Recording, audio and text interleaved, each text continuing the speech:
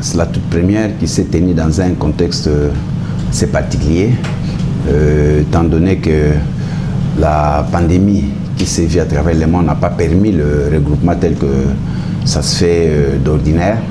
Donc nous l'avons tenu en ligne, en mode virtuel. Mais ce que nous pouvons retenir, c'est la maturité, la maîtrise que tous les participants ont acquis, qui ont fait que ces assises puissent réussir, parce que nous avons convoqué l'Assemblée dans les délais prévus par les statuts. Et nous avons envoyé toute la documentation en rapport avec ces assises, et les délégués, à l'instar d'une ligue, la Ligue de la province orientale, donc tous les délégués ont renvoyé les bulletins de vote dans les délais.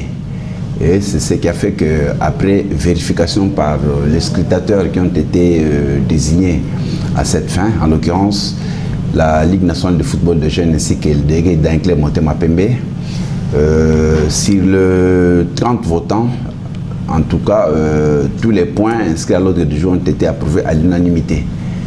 Donc, le premier point, c'était de savoir s'ils avaient reçu toute la documentation se rapportant à l'Assemblée générale. Tout le monde a voté pour. La seconde, c'était de savoir s'ils approuvaient le scrutateur proposé par le comité exécutif. C'était oui. Ensuite, c'était l'approbation de l'ordre du jour. L'ordre du jour a été accepté, mais bien avant cela, avant que tout ne puisse commencer, la base, c'était la vérification de la convocation de l'Assemblée ainsi que sa composition. Bon, l'Assemblée générale ordinaire a été convoquée conformément à nos statuts, c'est-à-dire que par notre lettre du 2 décembre, celle-ci étant prévue les 4, le règlement prévoit que ça soit convoqué 30 jours avant, donc nous étions largement dans les délais, ainsi que l'ordre du jour qui devait être envoyé 20 jours avant. Nous avons envoyé l'ordre du jour aux membres de l'Assemblée à la même date, le 2 décembre, donc c'est dans les délais. C'était les premiers points. En fait, c'est ces points-là qui nous a permis d'organiser notre Assemblée. Quant au procès verbal de l'Assemblée précédente, après examen, puisque nous l'avons envoyé dans la documentation, le procès verbal a été approuvé à l'unanimité. Les points suivants, c'était les différents rapports d'activité depuis la dernière Assemblée. Là aussi, ça a été approuvé à l'unanimité. Le compte financier de notre fédération, qui était les points suivants, ont été approuvés à l'unanimité. Et enfin, c'était les prévisions budgétaires comptables pour l'exercice 2020-2021 qui ont également été approuvées à l'unanimité. Alors, mais à l'occasion de la remise ou du renvoi des bulletins de vote, il y a la Ligue de football de Kinshasa qui avait inscrit une motion se rapportant à l'attitude que je peux qualifier d'anarchique de M. Sele Kamango. La Ligue a inscrit une motion pour dénoncer cette attitude qui est parallèlement à cela, cette Ligue a sollicité l'interdiction d'exercer, qu'une mesure portant sur l'interdiction d'exercer de toute activité liée au football soit prononcée, prise par l'Assemblée générale à l'encontre de ces messieurs. Et la motion a été passée au vote et elle a été votée à l'unanimité. Donc dans les instants qui vont suivre, M. Kamango sera notifié de sa décision portant sur l'interdiction d'exercer toute activité relative au football en République démocratique du Congo. Il y a eu également deux motions de remerciement à l'endroit du chef de l'État.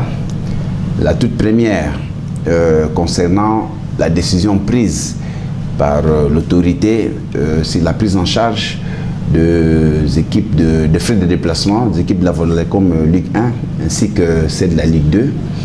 Et vous savez que c'est grâce à cela que notre championnat, bien que se jouant dans un contexte très difficile, sans recette, puisque le gouvernement avait décidé que le match se joue à huis clos, mais malgré cela, Il y a des clubs qui ont déjà terminé la phase aller et pour les autres, nous avons connu, la foot a connu des perturbations en ce qui concerne la desserte de la ligne du Grand Katanga par Congo Airways. Mais ces clubs sont en train de récupérer les matchs en retard et bientôt tous les clubs vont terminer, au plus tard le 8 janvier, tous les clubs pourront terminer tous leurs matchs. Donc par rapport à cela, une motion de remerciement a été proposée et votée à l'unanimité pour le chef de l'État. Et également les efforts que l'accompagnement du ministère des Affaires foncières ainsi que de la présidence de la République dans la délivrance ou l'octroi du titre de propriété de la concession du centre technique de Lancelé. Et là, je vous annonce que c'est en date du 31 décembre que nous avons reçu du conservateur des titres immobiliers de Lancelé le certificat d'enregistrement de notre concession de Lancelé qui va abriter le centre technique moderne, avec le financement de la FIFA. Donc là aussi, nous avons, l'Assemblée générale a voté une motion de remerciement à l'endroit du président de la République. Alors, l'Assemblée générale a également décidé d'adresser une lettre de remerciement au ministre des Sports et Loisirs pour son accompagnement à nos activités et qui nous facilite pas mal de choses dans notre fonctionnement, surtout en ce qui concerne les équipes représentatives ainsi que les équipes nationales. Au-delà de cette considération, le président a également adressé des remerciements aux dirigeants de clubs qui, dans ces contextes très difficiles, n'ont pas abandonné nos jeunes, n'ont pas abandonné leurs équipes.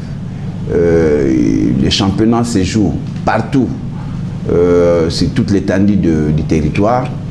Au moment où nous parlons, il y a une grande délégation de la Ligue nationale de football féminin et de la Ligue nationale de football de jeunes, de la direction technique nationale, du département d'arbitrage ainsi que du manager FIFA Connect qui est à Kisangani, qui est en tournée malgré ce temps de fête pour sensibiliser, implanter, former les arbitres, les entraîneurs, former les formateurs des arbitres et des entraîneurs, sensibiliser la femme, la jeune fille à la pratique du football.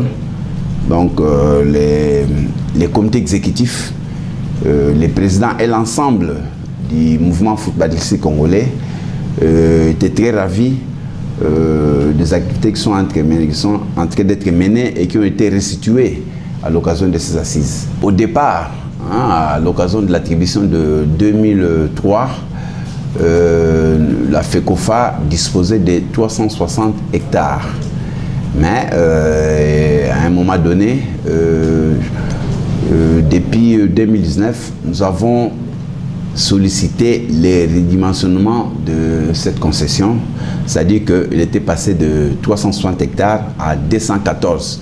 Donc présentement, le titre qui nous a été octroyé, c'est 214 hectares. Monsieur le secrétaire général, l'argent a toujours été le nerf de la guerre. À comment est-ce évaluent les prévisions budgétaires de la FECOFA pour la saison prochaine? Oui, vous savez que ces prévisions ont été adoptées, mais le chiffre en rapport avec ces prévisions 2020-2021, c'est de l'apanage de notre cabinet d'expertise comptable qui a été approuvé à l'Assemblée générale.